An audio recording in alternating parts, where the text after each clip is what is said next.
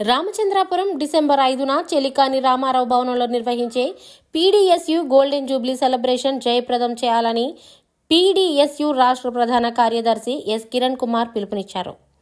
PDSU 1974 ఏర్పడి 2024 December 5కి 50 సంవత్సరాలు పూర్తి చేసుకున్న శుభ సందర్భంగా పీడీఎస్ గోల్డెన్ జూబ్లీ సెలబ్రేషన్స్ సభని రామచంద్రాపురం చెలికాని రామారావు భవనంలో ఏర్పాటు చేస్తున్నట్లు తెలిపారు.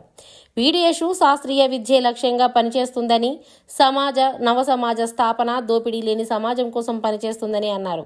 దేశంలో అమ్మాయిలపైన జరుగుతున్న అత్యాచారాలు జరుగుతున్నాయని, వాటిని ఖండించే బాధ్యత కేంద్ర రాష్ట్ర ప్రభుత్వాలపై ఉన్నాయని అన్నారు.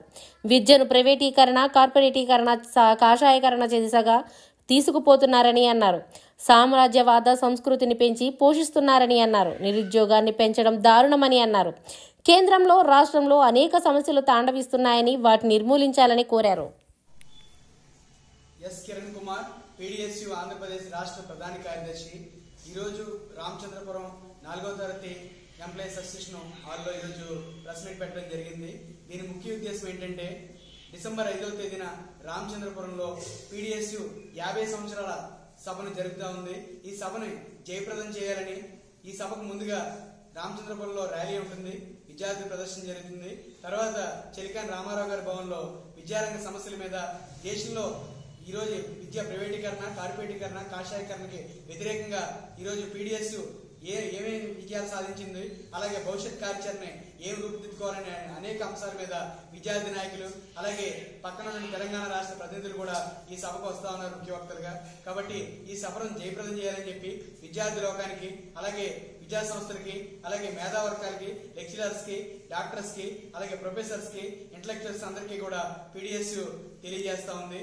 అలాగే పీడీఎస్యు ఈరోజు అంతిమంగా ఒక లక్ష్యంగా పనిచేస్తా ఉంది. శాస్త్రీయ విద్య లక్ష్యంగా, సమసమాజ స్థాపన కోసం, దోపిడీ లేని సమాజం కోసం, ఈరోజు ర్యాగింగ్ల పేరుతో, అత్యాచారాల పేరుతో ఈరోజు రాష్ట్రం అంతా కూడా ఒక కొంపుగా మారిపోతా ఉంది. దీన్ని కాపాడాల్సిన ప్రభుత్వాలు కూడా ఈరోజు మద్దతు పలుకుతా ఉన్నాయి. కాబట్టి ఇవన్నీ కూడా ఖచ్చితంగా ఆప్ చేయాలని చెప్పేసి, అలాగే నిరుద్యోగం కూడా ఈరోజు తాండవేస్తా ఉంది రాష్ట్రంలో కానీ దేశంలో కానీ. దీన్ని ప్రధానంగా డిఎస్సి ప్రకటించి 16,347 పోస్టులు రిలీజ్ చేస్తామని చెప్పేసి, నోటిఫికేషన్ వేస్తామని చెప్పి ఎన్డీఏ కూటమి ప్రభుత్వం మాట్లాడింది. ఈ రోజు కూడా దాని ఊసు లేదని అని చెప్పేసి మేము చెప్పదలుచుకుంటా ఉన్నాం. మొన్న జరిగినటువంటి అసెంబ్లీ సమావేశాల్లో కూడా ఎటువంటి చర్చకి రాకుండా చేస్తా ఉన్నారు. ఈరోజు హాస్టల్ విద్యార్థుల సమస్యలు కూడా ఈరోజు తాండవిస్తా ఉన్నాయి. రాష్ట్ర వ్యాప్తంగా హాస్టల్ విద్యార్థుల సమస్యలు కానీ, విద్యారంగ సమస్యలు కానీ ఈ ప్రభుత్వానికి ఏం పడతలేదు. కేజీ నుండి పీజీ వరకు కూడా ఉచిత విద్యను అందించాల్సిన బాధ్యత ఈ ప్రభుత్వానికి ఉంది. అలాగే విద్యతో పాటు ఉపాధి అవకాశాలు కూడా కల్పించాల్సిన బాధ్యత ఈ ప్రభుత్వానికి ఉందని చెప్పి తెలియజేస్తా ఉన్నాం.